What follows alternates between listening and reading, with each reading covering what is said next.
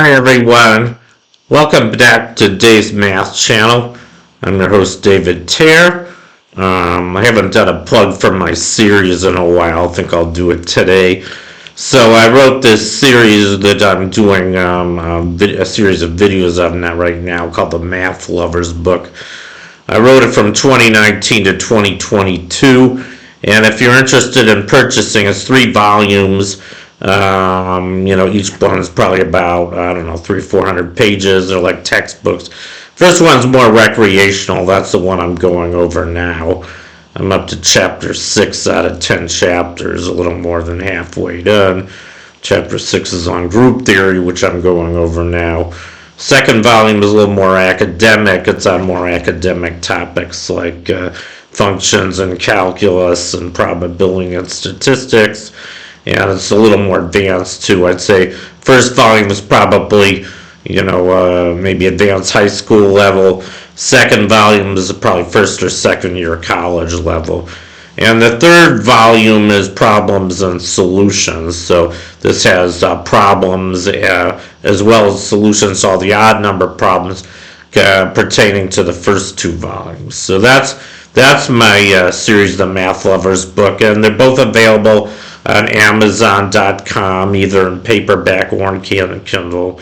And you can buy any one single volume, or you can buy the whole set if you want. And they're, like I said, they're both available in Kindle on paperback. And I think they're a good buy. You might want to check them out. And you can search for either my name, David Tare, or the title of the series, The Math Lovers Book. So that's a plug for my series. And, if you don't feel like spending the money, you can always watch my video series, which I'm doing. Like I said, I'm a little over halfway done with volume 1, which I've been doing for the last 4 or 5 months. Anyway, today I'm going to talk about the Klein group, also known as the 4 group. I think some people even call it the Klein 4 group. It's a pretty simple non-abelian group. This is my 4th video in my sub-series of subsection 6.2.1 on symmetry groups, and this turns out to be the symmetry group of a rectangle. Anyway, let's begin. So yeah, like I said, the Klein group, also known as the 4 group or the Klein 4 group, is the group associated with the symmetries of a rectangle. And what are the symmetries of a rectangle?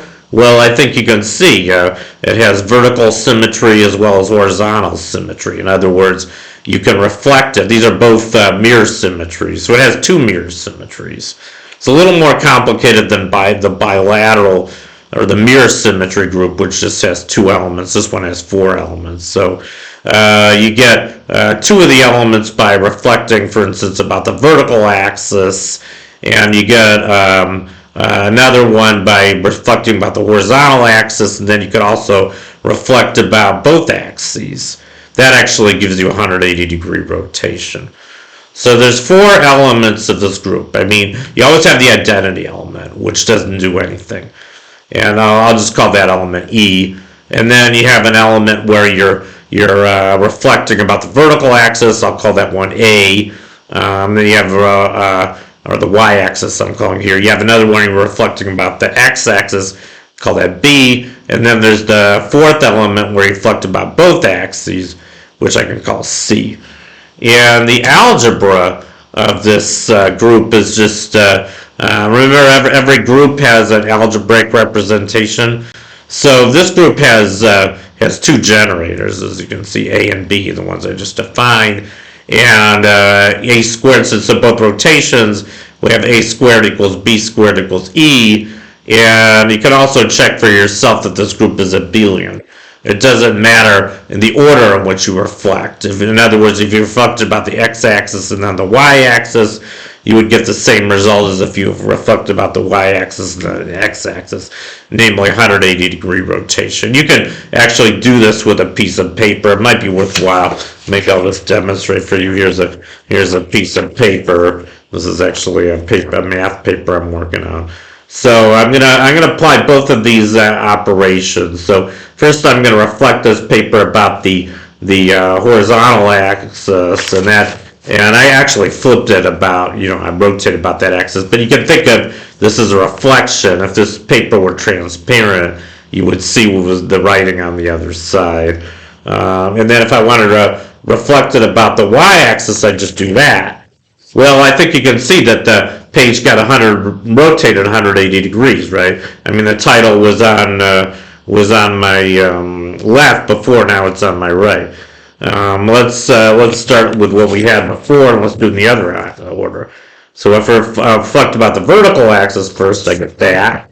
If I reflect about the horizontal axis, I get that. Ta-da! Same thing as before.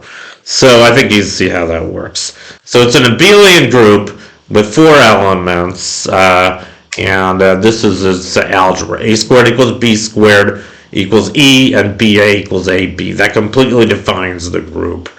And I didn't do a Cayley table. Maybe I should have, but you can do it yourself if you want. And since we like to talk about isomorphism classes of groups, we call this group K4. That's the name we usually give it. The Klein group or the 4 group, and the symbol we use is K4.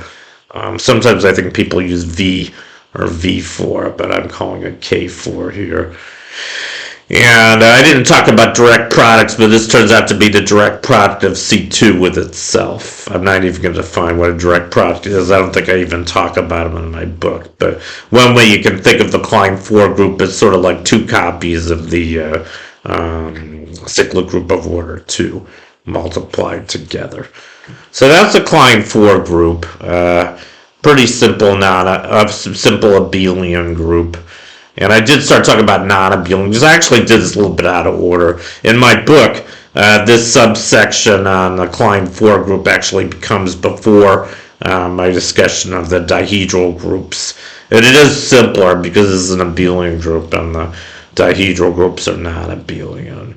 But anyway, that completes my video for today on the Klein 4 group. Thank you for watching. Long live math, and I'll see you guys next time.